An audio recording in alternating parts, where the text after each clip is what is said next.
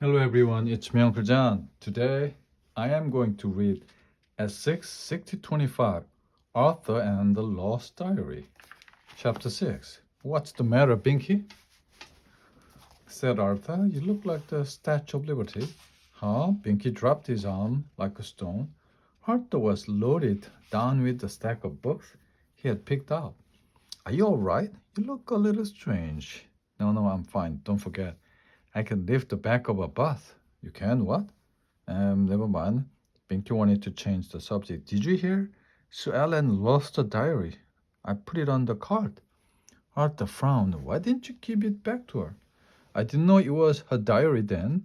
It was just some book with private written across the front. Private? Said Arthur. I wonder why. Binky shuddered. You can wonder all you want, but don't expect any help from me. I'm done wondering. See you later. Bye, said Arthur. He thought Binky was acting a little odd. Maybe holding his arm up like that had cut off the blood supply to his brain. Was too bad about Sue Ellen's diary. Arthur knew that people didn't always say everything they were thinking in public. But in her diary, especially with all that private stuff, Sue Ellen probably didn't hold back. Arthur, what are you doing with all those books? Doing, said Arthur. I'm planning to take them out. Sue Ellen looked at the titles. Mystery of the Mummy's Curse, Eerie Canals of the Mars. Arthur, I can't believe you read this stuff. Why not? It's not good for you. Don't you get nightmare? Not from reading, said Arthur. I like adventures. Oh, really? Have you had any nightmares in the last week? I guess so. Sue Ellen folded her arms. And have you read any of these kinds of books in the last week? Well, yes, I rest my case, said Sue Ellen. You know, Arthur, I've been watching you very closely. You have? Sue Ellen nodded. You're not perfect, Arthur. In fact, you're wide open for improvement. I have kept track of your flaws in my diary. You shouldn't have gone to all that trouble, said Arthur. Oh, it's no trouble, said Arthur. Sue Ellen, I keep everything organized in my diary, but I can't just write about these things anymore. I have to take action. What kind of action? To shape you people up. I've made a list of the ways you could change. She took a scroll of paper out of her pocket. It unrolled down to her feet and halfway across the room. Number one, she read aloud. Arthur sighed.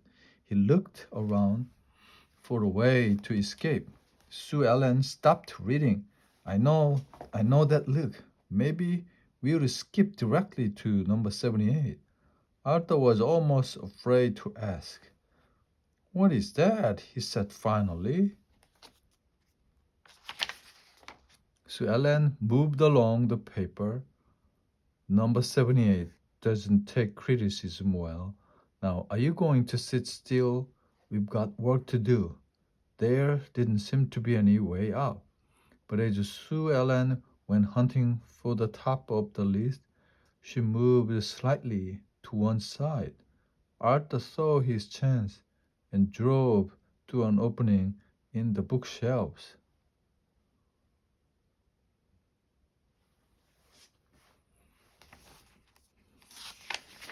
Chapter 7. Hey, watch out!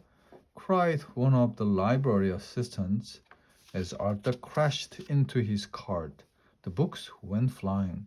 Sorry, said Arthur, picking himself up off the floor. I was trying to. Well, never mind. Look at this mess, said the assistant. He started picking the books up. Here, let me help, said Arthur. The assistant jumped back. How do I know you won't try to tackle me again? I wasn't tackling you, said Arthur. I was just trying to escape. Escape from what? Arthur shrugged. It's not important. I'm safe now. So please let me help. Okay, but just remember, I've got my eye on you. Arthur began gathering some of the books. They came in all different sizes and subjects. One in particular caught his attention. He said, Private on the front. At the other end of the library, Binky, Murphy, and Francine were hunting as a team. The girls were looking through the bookcases, checking on the desks and chairs. The Binky was down on his hands and knees. Here, a little diary, he said. Come out, wherever you are. Francine gave him a look. Do you really think that'll help? It can't hurt, Binky insisted. The diary should be that hard to find, said Muffy. The Francine frowned. Unless somebody else has found it first. Muffy gasped. What's wrong? Binky and Francine asked together. Nothing, said Muffy. I was just thinking. What if a big-time movie producer found the diary? She might want to make a movie about it. The movie would be a giant success. Everyone in it would be known all over the world. Wouldn't that be great? Francine and Binky stared at each other. No, they shouted. Look harder, said Francine. Much harder, the Binky added. They renewed the search as Arthur came by. Muffy, have you? No questions now, Arthur. Can't you see I'm busy? Actually, Arthur had wondered why Muffy was looking under the seat. Question. He had never seen her do that before. I just wanted to know if you have seen Sue Ellen. Not for a while, can you? Do I need to spell it out for you, Arthur? I am busy. Get the message? Loud and clear. Arthur moved over to where Francine was flipping through some newspapers. What about you, Francine? What about me? Have you seen Sue Ellen? Arthur, I am not keeping track of anybody right now. I have a job to do. If you could just... Whoa, Binky, what are you doing? Binky had lifted one of Arthur's feet into the air. Just checking, he said. He put Arthur's foot back down. Well, leave my feet out of it. By the way, you haven't seen Sue Ellen, have you? I can't see anyone from down here, Binky admitted. Arthur scratched his head. Why are you down there anyway? Wait, don't tell me. I have to go find Sue Ellen. What's so important that you have to find her now? You have to find her now. Muffy asked. Oh, I found her diary. Everyone froze. Chapter 8. Arthur, Muffy, Binky, and Francine sat around the table. Sue Ellen's diary sat in the middle. The word private seemed to be glaring at them from the cover. Binky reached for it, but Arthur put his hand on the cover. I really don't think we should do this, he said. I mean, would you want someone to read your diary? I don't have a diary, said Binky. So how would I know? Still, he hesitated. Honestly, Arthur, said Francine, don't you want to know what she wrote about you? Well, kind of, I guess. It's settled then, said Muffy. Who's going to read first? Francine and Binky looked at each other. Not me, they said together. Well, definitely not me, said Arthur. Well, I don't want to be first, said Muffy. I know we could spin the diary around like a compass. When it stopped, the top would point to one of us. The person would have to open it. Sounds fair, said Francine. Yeah, agreed Binky. Barry, said Arthur. Should he spin? Asked Muffy. No, everyone else shouted. Maybe we could just stand it on end, said Francine. Maybe it'll fall over and open. That would almost be an accident, said Muffy. I like it. They placed the diary upright. It looks wobbly, said Francine. Wobbly is good, Binky agreed. Diary may have looked wobbly, but it didn't move. Maybe you were not steering hard enough, said Muffy. Francine blinked. I can't steer any harder. I'm getting cross-eyed. What if a strong wind came in and knocked the diary open, said Muffy. Yeah, said Francine. That same wind might flip the pages. They waited patiently for the wind to come by. They waited and waited. Hey, Muffy, what are you doing? Asked Arthur. Muffy blushed. Me? Nothing. There, you did it again. Arthur pointed a finger at her. You're blowing at the book. Don't be silly, said Buffy. I'm just doing some breathing exercises. Binky snorted. Well, you're going to have to breathe a lot harder if you want to get anywhere. He let out a very deep breath. And what was that?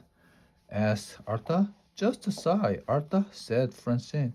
You can't blame Binky for sighing. I think a little sigh would do me some good. Arthur crossed his arm. Now you're all huffing and puffing. It's not all right.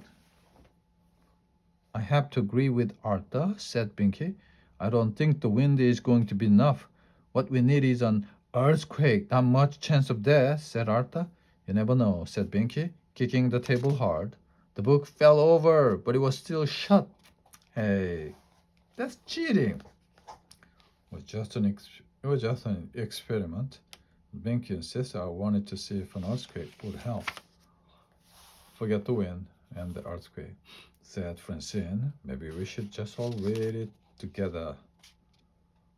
That way, we'll all be equally guilty. Nobody could argue with that. My diary, private, do not open. Chapter 9. My whole life is in that diary, said Sue Ellen. I'm sure it is, says Miss Turner. She had taken Sue Ellen into the stock room to console her. Sue Ellen sighed. Now my whole life is gone. There, dear. You still have your life after all. As for your diary, I'm sure it'll turn up. Diaries don't just vanish into thin air. I've had that diary ever since I was 6. On the first day of first grade. Really? Said Miss Turner. That was my very first whole day of school. I had never been in school that long before. When I got home, my mother helped me write down everything about it. Miss Turner nodded. We started with circle time. I had a hard time sitting still, and I remember staring at another little girl because I had never seen anyone so dressed up. Then the teacher read us a story, The Three Bears, I think. I kept calling out for Goldilocks to be careful, but I remember feeling sorry for the bears at the end. At least, I think I did. I'd have to check in. My Sue Ellen bit her lip. But I can check it, can I? Miss Turner stood up and rubbed her hands together. Maybe instead of sitting here, we'd be better off continuing the hunt. What if someone else finds it first? Miss Turner to patted Sue Ellen on the shoulder.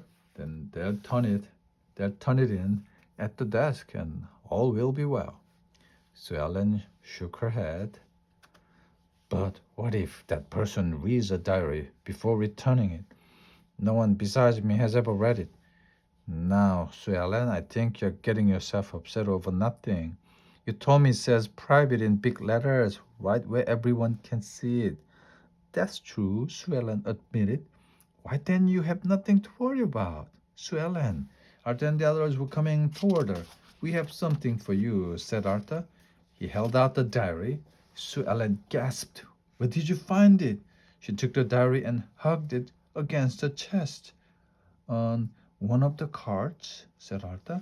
I was going to give it right back to you, but we stopped him, said Muffy, because we wanted to look inside, Francine added. You did?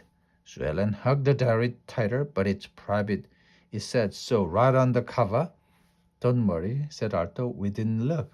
Even though we were tempted by wind and earthquake, said Binky. Sue Ellen didn't understand, but she smiled anyway. Well, what about the reason? Thank you. And even though I'm breaking one of my rules, I can't tell you what I'm going to write tonight. What is that? Asked Binky. That I have the best friends in the world. Chapter 10. As Sue Ellen was leaving the library, Binky held open the door for her.